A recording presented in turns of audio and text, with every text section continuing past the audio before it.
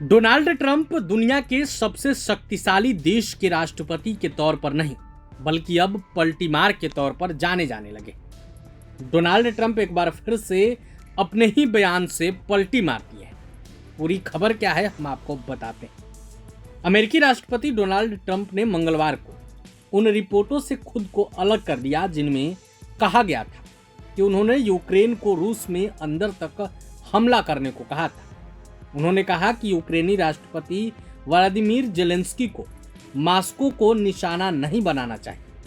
Trump की यह टिप्पणी रूस के विरुद्ध उनके कड़े रुख की घोषणा के ठीक एक दिन बाद आई है, जिसमें यूक्रेन के लिए सैन्य सहायता की एक नई खेप भी शामिल है। अमेरिकी राष्ट्रपति डोनाल्ड ट्रंप ने व्हाइट हाउस के साउथ लॉन में पत्रकारों से कहा, मैं किसी के पक्ष में नहीं हूं, मैं मानवता के पक्ष में हूं, क्योंकि मैं यूक्रेन और रूस के बीच युद्ध के कारण हो रही मौतें रोकना चाहता हूं। एक रिपोर्ट के मुताबिक डोनाल्ड ट्रंप ने जेलेंस्की के साथ निजी बातचीत में उनसे पूछा था कि अगर यूक्रेन को लंबी दूरी के अमेरिकी हथियार दिए जाएं तो क्या वह मॉस्को पर हमला कर सकता है। अमेरिकी राष्ट्रपति ट्रंप ने यह भी कहा कि वह रूसी राष्ट्रपति व्लादिमीर पुतिन से निराश है। ट्रंप ने कहा कि उन्होंने हाल ही में कई संघर्षों को समाप्त करने में मदद की, लेकिन रूस और यूक्रेन का मसला अब भी अनसुलझा है।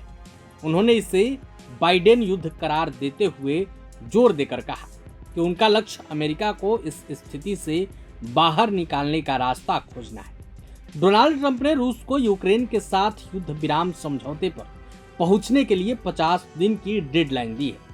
उन्होंने कहा कि रूस अगर 50 दिन के अंदर सीज फायर के लिए राजी नहीं होता है तो उसे सख्त अमेरिकी प्रतिबंधों और ऑयल टैरिफ का सामना करना पड़ेगा।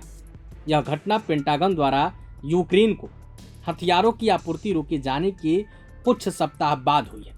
नाटो महासचिव मार्क रूट के साथ ओवल ऑफिस में पत्रकारों से बातचीत करते हुए ट्रंप ने पुष्टि की कि अरबों डॉलर मूल्य के अमेरिकी निर्मित हथियार जल्द ही नाटो सहयोगियों को भेजे जाएंगे, जिसके बाद अब खलबली मची हुई है कि आखिर यूक्रेन के साथ मिलकर ट्रंप क्या करने वाले हैं। हालांकि रूस ने भी साफ साफ चेतावनी दे दी है कि इधर से भी पलटवार किया जाएगा।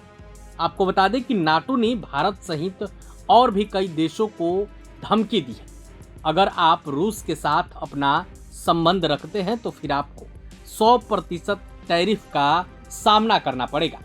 आपको मालूम है कि भारत और रूस का संबंध बहुत पुराना है।